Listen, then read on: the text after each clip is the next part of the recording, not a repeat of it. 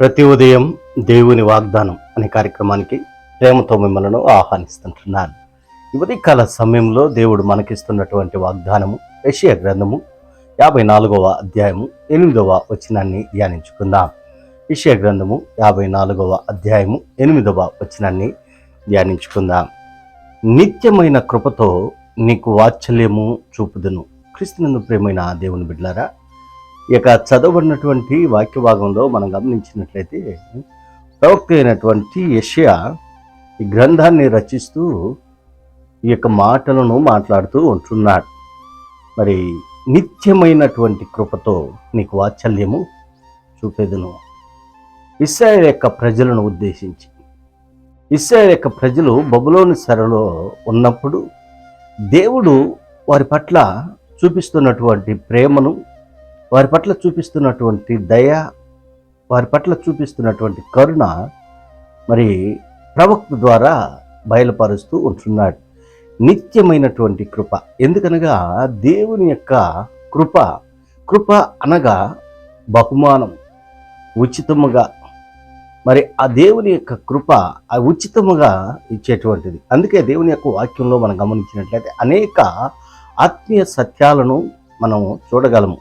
శాశ్వతమైనటువంటి ప్రేమతో నేను నిన్ను ప్రేమిస్తున్నాను అని దేవుడు వాగ్దానం చేస్తుంటున్నాడు. అందుకే ఇక్కడ ఒక నిత్యమైన కృపతో నీకు వాత్సల్యము చూపిదను. మరి ఇశ్రాయేలు యొక్క ప్రజలు లోబడనటువంటి ప్రజలుగా వారు ఉంటున్నారు. దేవుణ్ణి తిరస్కరించి దేవుని పైన తిరుగుబాటు చేసేటువంటి ప్రజలుగా ఉంటున్నారు. అయినా కూడా దేవుడు వారి పట్ల ఆయన కృపను, ఆయన ప్రేమను చూపిస్తూ ఉంటున్నాడు. ఎందుకనగా పితరులతో చేసినటువంటి వాగ్దానాన్ని బట్టి, పితరులతో చేసినటువంటి ఆ ప్రమాణాన్ని బట్టి దేవుడు వారి పట్ల ప్రేమ చూపిస్తూ ఉంటున్నాడు. ఎందుకనగా దేవుని యొక్క ప్రేమ శాశ్వతమైనటువంటి ప్రేమ.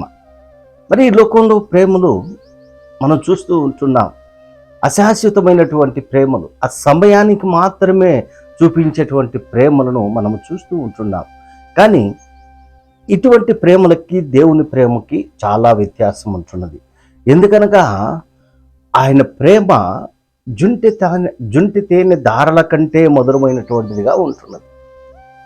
ఆయన్ని ప్రేమించేటువంటి దేవుడుగా ఆయన ఉంటున్నారు.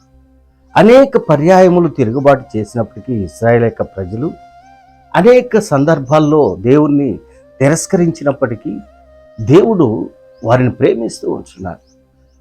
మరి మనుషులైతే ప్రేమించలేనటువంటి స్థితిలో ఉంటున్నారు. ఎందుకనగా ఈ లోకంలో లోకానుసారమైనటువంటి జీవితం జీవిస్తూ, ఈ లోకానుసారంగా బ్రతుకుతూ దేవుని యొక్క ప్రేమ మరి వారిలో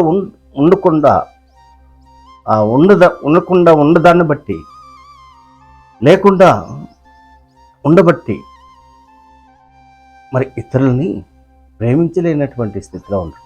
అందుకే దేవుడు మోషేకి ఇచ్చినటువంటి ఆజ్ఞల్లో కూడా మరి మనం గమనించినట్లయితే ఆ 10 ఆజ్ఞల్లో నీ పొరుగు వారిని ప్రేమించుము అని దేవుని యొక్క వాక్యంలో మనం చూస్తుంటున్నాం. అపోస్తలుడు పౌలు కూడా అంటాడు, నిన్ను వల్లే నీ పొరుగు వారిని ప్రేమించు. ఎందుకనగా అది దేవుని యొక్క ప్రేమ. ఆ ప్రేమ దేవునికి సంకేతంగా ఉంటున్నది, దేవునికి సంకేతంగా సూచనగా ఉంటున్నది. ఎందుకనగా మొదట ఆయన మనల్ని ప్రేమించాడు. మనము ఆయనకి దూరస్తులుగా జీవిస్తున్నప్పటికీ, ఆయనకి దూరంగా మనం బ్రతుకుతూ ఉన్నప్పటికీ దేవుడు మనల్ని ప్రేమిస్తున్నాడు. క్రీస్తునందు ప్రేమైన దేవుని బిడ్డలారా, దేవుని యొక్క ప్రేమను పొందుకోవాలని నువ్వు ఇష్టపడుతూ ఉంటున్నావా? దేవుని యొక్క ప్రేమకు పాత్రులుగా ఉండాలని ఆశపడుతూ ఉంటున్నావా? అయితే ఆయన ఇస్తున్నటువంటి యొక్క వాగ్దానము నిత్యమైనటువంటి కృపతో, మరి నిత్యమైనటువంటి కృపతో ఆయన ప్రేమించేటువంటి దేవుడుగా ఉంటాడు, కృప చూపేటువంటి దేవుడుగా ఉంటున్నాడు. దేవునికి మనం దూరంగా జీవిస్తూ ఉన్నప్పుడు దేవుడు మనల్ని ప్రేమిస్తూ ఉంటున్నాడు. ఆ శాశ్వతమైనటువంటి ప్రేమతో మనల్ని ప్రేమిస్తూ ఉంటున్నాడు. ఇశ్రాయేలు యొక్క ప్రజల పట్ల దేవుడు ఏ రీతిగా అయితే ప్రేమను చూపిస్తూ ఉంటున్నాడో, దేవుని నమ్మినటువంటి బిడ్డలుగా మనం ఉన్నప్పుడు అటువంటి ప్రేమని దేవుడు మన పట్ల ఆయన చూపిస్తూ ఉంటున్నాడు. ఆయన ప్రేమకు హద్దులు లేవు. భూమికి ఆకాశానికి ఎంత విశాలంగా ఉంటున్నదో మన పట్ల ఆయన ప్రేమ అంత విశాలంగా ఉంటున్నది. ఎంత గొప్ప ప్రేమామయుడిని మనము కలిగి ఉంటున్నాం. క్రీస్తునందు ప్రేమైన దేవుని బిడ్డలారా, దేవుని యొక్క ప్రేమను పొందుకొని దేవునికి మహిమకరంగా ఈ లోకంలో నీవు నేను జీవించాలని ఈ కొద్ది మాటల ద్వారా నేను హెచ్చరిక చేస్తుంటున్నాను. దేవుడి యొక్క మాటలను మరెక్కువగా మీకును మీ కుటుంబాలకును ఆశీర్వాదకరంగా దేవుడు మార్చినగాక. ఆమేన్.